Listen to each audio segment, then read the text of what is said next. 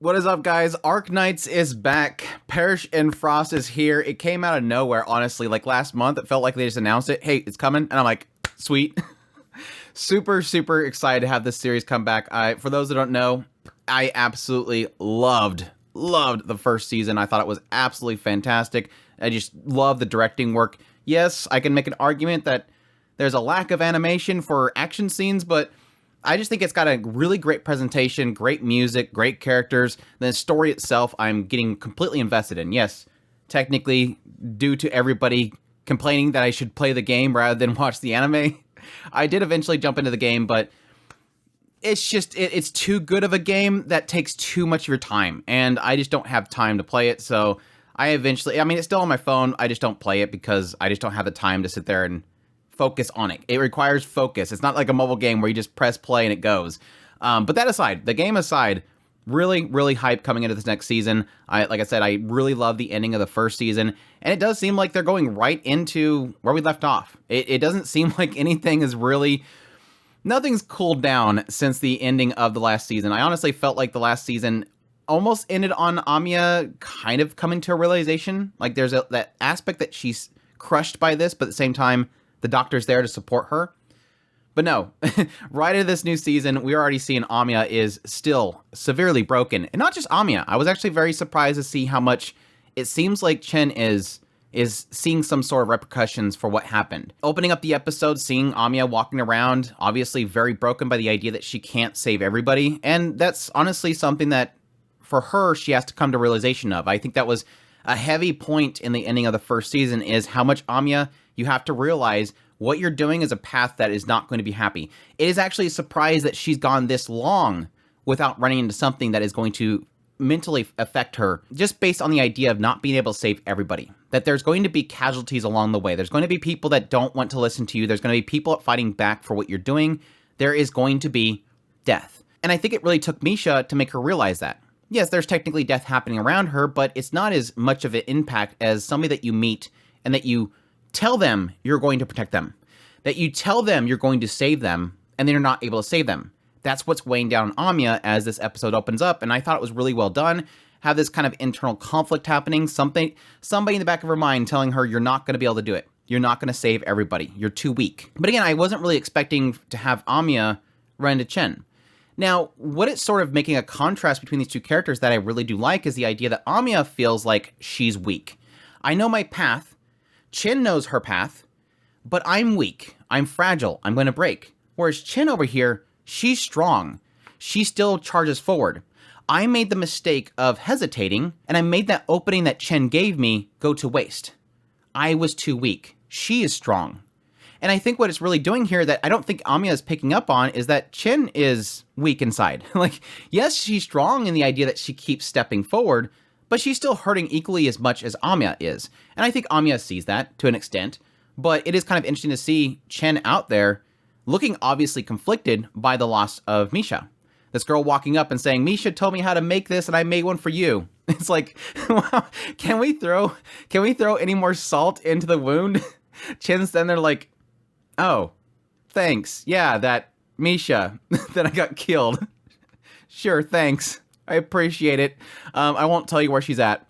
And then kind of walking on. It is a heartbreaking thing that Chen is even going through. That, again, Amiya technically couldn't pull the trigger. But it is still an aspect of loss there that I think both of them are kind of experiencing differently. And it's something that's actually raw and real to this world, despite the fact that, yes, they try their hardest to save everybody and not have their casualties. It was one of the things that I kind of struggled with early on in the first season, is this idea that they're saying, don't hurt anybody, don't kill anybody. And it's like, how do you pull that off? In a war, you can't really necessarily say, okay, well, we got the upper hand, put your guns down. No, especially with fanatics and people that have nothing to lose, as Amiya is also kind of, internalizing as she's walking around this idea that those that are infected lose everything. They have nothing. They're rejected by society. They're slowly dying. There is no cure. They want to find a cure. There is no cure. So how do you stop somebody who's got nothing to lose? They've already lost everything. And that's the struggle that, honestly, she's going to have to face constantly. So when is she going to get that strength to be able to face it? And we're sort of seeing that, I guess, the ending part of it, which is that resolve. She's got a resolve now, at least. That I'm no longer going to stand by and watch stuff happen. I'm going to gaze upon this horror, and I'm not going to let it make me afraid. I did like that little extra touch in Amiya's room, the mask from Skull Shatterer / Misha. She technically mentioned that at the end of the first season, that idea that she wanted to keep that she did keep it. And it's like, that's kind of a constant reminder. Now, this could be a good thing that she's constantly reminded about her failure itself, but she's also going to be reminded of the horrors of what she went through, the pain. Anyways, that was a long discussion about just that. But again, I think that's a heavier subject of this series that they did well in the last season. They're doing good now. And I appreciate the fact that we're coming into the season and she hasn't forgotten about it. This is still something she's struggling with. Don't just, oh, chapter close, now Amiya's okay. Even though it does seem like she wants everybody around her to think that. We did get a brief scene of Doctor and Kaltsit, which I thought was interesting. This idea that she felt that the Doctor failed. I guess this expectation that Kaltsit had that the Doctor would keep Amiya together. And obviously Amiya right now being very broken, it seems like it's a failure. Now, it could also mean the idea that the Doctor was supposed to be there to prevent Amiya from having to go out of her way, to stop Amiya from using her full power, to stop Amiya from having to take a life. So, in a sense, yes, the Doctor has failed her. But additionally, she knows the idea that the rings on Amiya's hand, to keep an eye on them, and if anything changes about them, to let her know. These are something that are apparently very important to Amiya's health, which I'll be interested to see what that is. My assumption is that the rings themselves have something to do with holding back her power, because it seems like it always shows them whenever there's some sort of power happening. But it could be a thing that if she uses her full power, if she doesn't use those rings, those limiters, that the infection will spread more, which would apply itself to her health. But yes, elsewhere, poor cute little Jessica. There's other people there too. Jessica, Frostleaf, and I forget the other one was there. They're doing a reconnaissance in a abandoned city that apparently has floated into the Lungmen countryside. That's my assumption. They said that something that was like attacked, it was hit by a catastrophe, and that nobody's there, and it's in the Lungmen territory right now, and so checking it out. For the Lungmens, it's important to know what's going on here because they don't want Reunion to build up a base here, but additionally, you know, Rhodes Island wants to find survivors. But yes, their comms go out. They say, don't come here. Of course, Amiya is going to come there. I like how like 3 different people note the idea of, we told you not to come here, but you're Amiya, so of course you're going to come.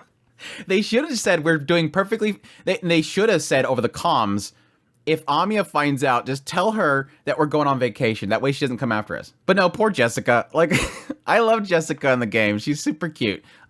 We don't get enough like straight cat girls because Medic Girl apparently doesn't want to exist anymore. But yes, Jessica's super cute, and she was suffering in this episode, which makes me very angry because I don't want to see Jessica suffering. I did like Frostleaf though. She looks super cool. I really liked her design. But no, when they arrived there, of course, they mentioned the idea that we weren't supposed to come here. There's something here that's really bad. They run into 2 different people. One is Mephisto, which they ran into in the first season. He's just a nut job. I don't get him. And then also later on, they run into Frostnova. Now, Frostnova seems to be the indicated thing that at least Frostleaf was saying, don't come here for. They notice that everything's frozen, and there's got to be a reason for that. I think Frostleaf knew who Frostnova was, and so she was basically telling everybody, don't come here.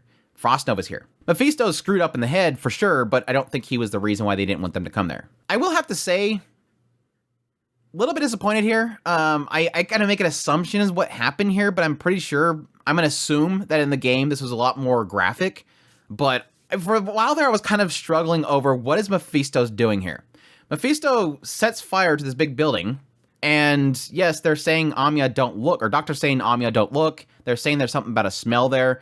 My assumption is there's a bunch of bodies there, because even Mephisto said, this is what happens to people that go against us. So it's obvious that there's probably bodies in there. But is that really that bad? Can we not show like maybe a charred outline or something that indicates that the body's there? It's not like you have to be graphic with it and show a close-up of people's faces and they're in agony. That was a little bit of a miss, because not that I need a graphical signification of what's happening there. Not that I need, again, I don't need it to be graphic, but I need some sort of indication of what's going on here. Because implying doesn't get the point across. Yes, I'm getting the indication here that we're getting into some psychological warfare here. This is literally, I don't know if any of the other characters are going to really get into this stuff, but Mephisto at least seems like he's all in on psychological warfare. I think I got the indication from him in the first season. This guy is screwed up in the head. He likes to see people in pain. And yes, he's the perfect candidate in a war to do things that are morally unacceptable in order to impact their enemy. And so, yeah, I'm gonna make an assumption of what's going on here, but I just felt it was a little bit of a miss there. But no, I do like this whole scene because, yes, this is where we see Amiya is not going to look away. This is a tragedy that's before her, something that's horrific that I think if you had her see, I don't know, around episode 7 or 6 of the last season, she would probably panic. She'd probably let that get to her.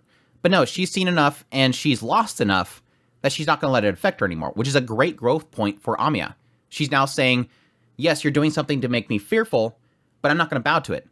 I'm going to face it head on. You're going to pay for what you've done. Essentially turn fear into justice. So turn that into something. Turn it into your power. But, of course, yes, we're not going to do that because Frost Nova shows up. Pretty epic little entrance for Frost Nova. Pretty much frees everything as she walks in.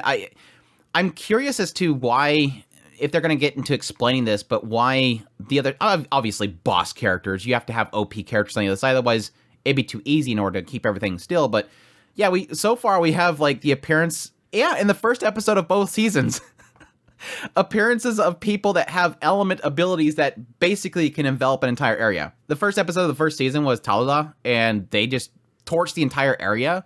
And then we have the first episode of the second season, and it's somebody comes in and frees the entire area. So I don't know, maybe the third season, the first episode, we're gonna have, I don't know, the entire area gets flooded or a tornado envelops the whole place. I'll be interested to see that. But no, it makes me kind of wonder if there's something that the reunion's doing that makes them that powerful, or at least their leadership that powerful. Give a story reason as to why certain figures on the opposite side are extremely powerful, because we're not really seeing anybody in Rhodes Island that's powerful. We don't see anybody in Lungmen that's super powerful. I mean, yes, Chin is very skilled, and Neural's really skilled, and Amiya's, yes, seemingly OP in a certain way. I'm curious if the story element is going to be how much they're infected, how much of this infection is running through them, and Amiya has some way of holding it back, but still, once that's released, that infection spreads and she becomes more powerful. Some side notes, yes, at some point, Chin's seen somebody that they recognized and ran off, so I don't think we've implied who that person is yet. I think it might have been Talala, I don't think it is. Kirino from Orimo showed up for a brief moment and spat in Mephisto's face for a little bit. W's. I like her character. Additionally, they made another jab at Ursus, which is the government, and apparently they didn't care about this area that's been kind of abandoned. And as per usual, I love the chemistry between Hoshigumi and Chin. she pretty much calls Chin a tsundere every 2 seconds. But yeah, really, really, really fantastic first episode. I didn't mention, I think the ED is really amazing. I really like that song. The OP, I have to admit, this is because I'm comparing it to the first season. I think the first season's OP was phenomenal. Like, I watched it so many freaking times. The second season, I do like the song. I like the visuals. I don't like the song as much as the first season's OP, and I don't think the visuals go well with the song, and it's not as hype as the first season's OP. I just think through and through, the first season's OP was just beautifully put together, and it got me so hyped every single time I seen it. So, but it's still a great song. It's still a great OP, still great AD. Love it to death. But yeah, that's my thoughts on the first episode of Arknights Prelude to Dawn. No, I said Prelude to Dawn. Perish in Frost. We're in the second season. But I hope you guys enjoyed this video. As always, if you did, make sure to hit that like button down below. Comment. Let me know how much I need to play Arknights. I should have told you guys that I started playing Arknights, because now you guys are gonna no longer tell me to go play Arknights. That was free comments that I was farming from people the first season. So, but anyways, I hope you guys enjoy this video. If you did and you want to support the channel more, I have a Patreon link, tips link, super thanks, membership button down below. Greatly appreciate everybody does, and y'all take care.